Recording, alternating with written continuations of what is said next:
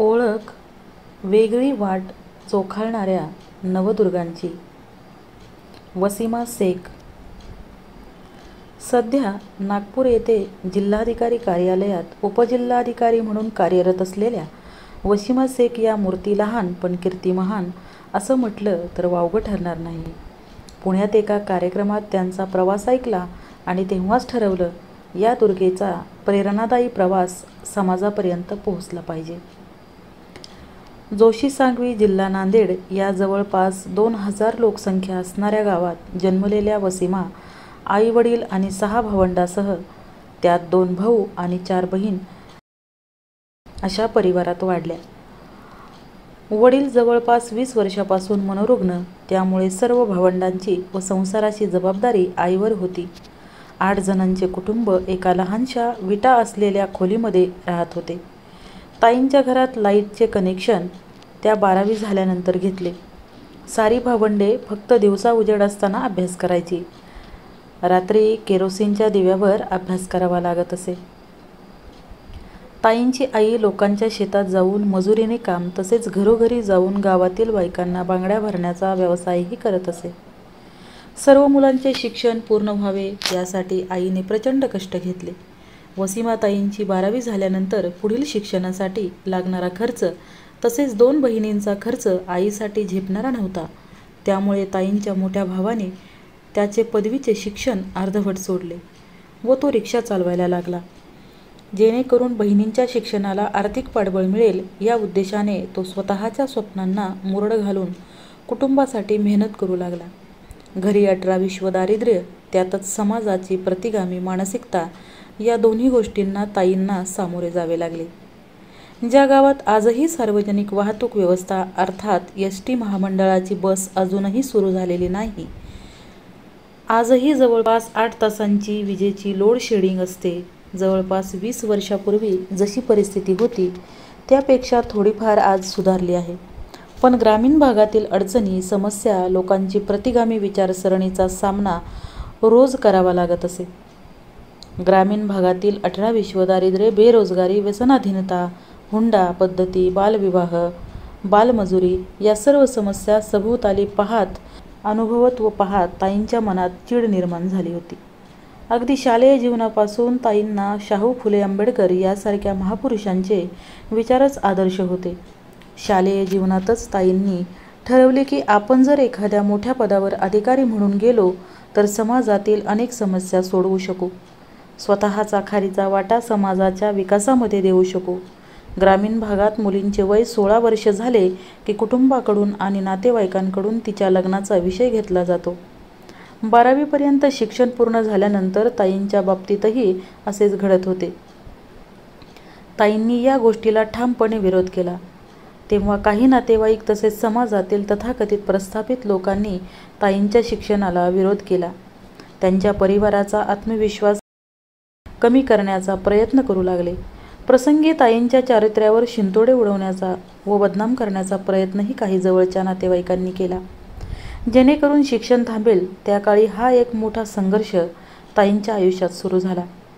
ताईंची स्वप्न मोठी होती. समाजासाठी काहीतरी करायचे होते.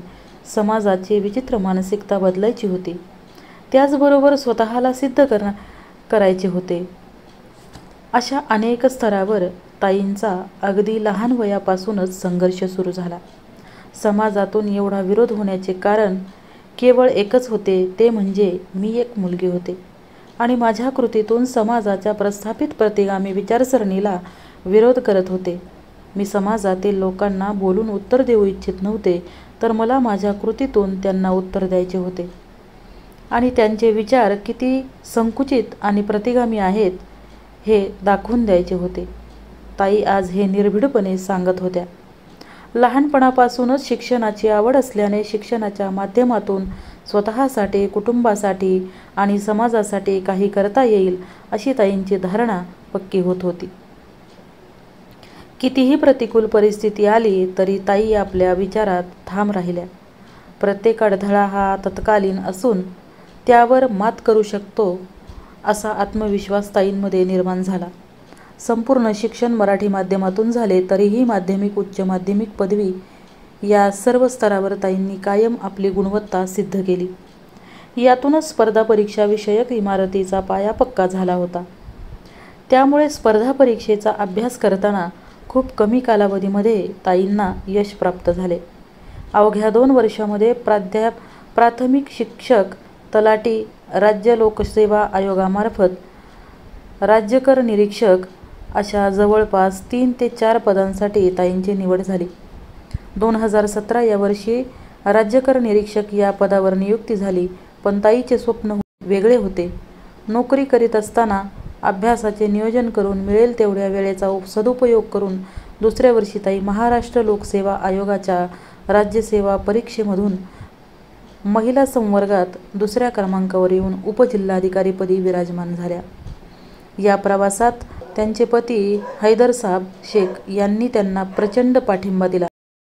लातूर जिल्ह्यातील पाटोदा या गावात राहत असतानाही त्यांनी ताईंच्या शिक्षणाला प्राधान्य दिले आणि ताईंनी संधीचे सोने केले. कितीदा कठीण प्रसंग आले, कितीही अडथळे आले तरी आपण आपल्या मार्गावर अढळ राहून आत्मविश्वास कमी न होता सतत कठीण परिश्रम करत राहिले तर यश नक्कीच मिळते. तुमचे प्रश्न, तुमच्या अडचणी तुमच्या मार्गात अडथळा न बनता तुमच्यासाठी यश मिळवण्यासाठी प्रेरणा झाल्या पाहिजे. मी माझ्या संपूर्ण प्रवासामध्ये कधीही आर्थिक सामाजिक परिस्थितीचा बाऊ न करता आहे त्या परिस्थितीला तोंड देत पुढे जात राहिले आणि म्हणतात ना, इच्छा तेथे मार्ग, त्याप्रमाणे मला पुढचे मार्ग दिसत गेले आणि मी ते पादांक्रात करून यशशिखर गाठले. मी ईश्वराची खूप आभारी आहे की मला सदैव साथ देणारे कुटुंब लाभले. माझे माहेर तसेच सासरचे मला पूर्ण सहकार्य आहे. मला माझ्या संपूर्ण प्रवासामध्ये माझ्या कुटुंबाने सदैव साथ दिली. माझी आई, भाऊ, बहीण, माझे पती यांचे सहकार्य लाभले. त्यामुळे माझ्यामध्ये आत्मविश्वास कायम राहिला आणि जिद्द जिवंत राहिली. माझ्या पतीचा खाजगी व्यवसाय असून माझी एक 2 वर्षाची मुलगी आहे. तिची देखभाल करणे, संगोपन करणे या जबाबदाऱ्यांमध्ये देखील माझ्या पतीने मला खूप सहकार्य लाभते. प्रत्येक अडचणीमध्ये मला माझ्या पतीचे सहकार्य लाभते. त्यामुळे माझ्या कौटुंबिक कार्यभाग सुकर झाला आहे. प्रत्येक महिलेला जर तिच्या कुटुंबाची अशी साथ असेल तर तिला तिच्या व्यावसायिक जीवनामध्ये प्रगती करणे शक्य होईल, असा संदेश त्या आज समाजाला देत आहेत.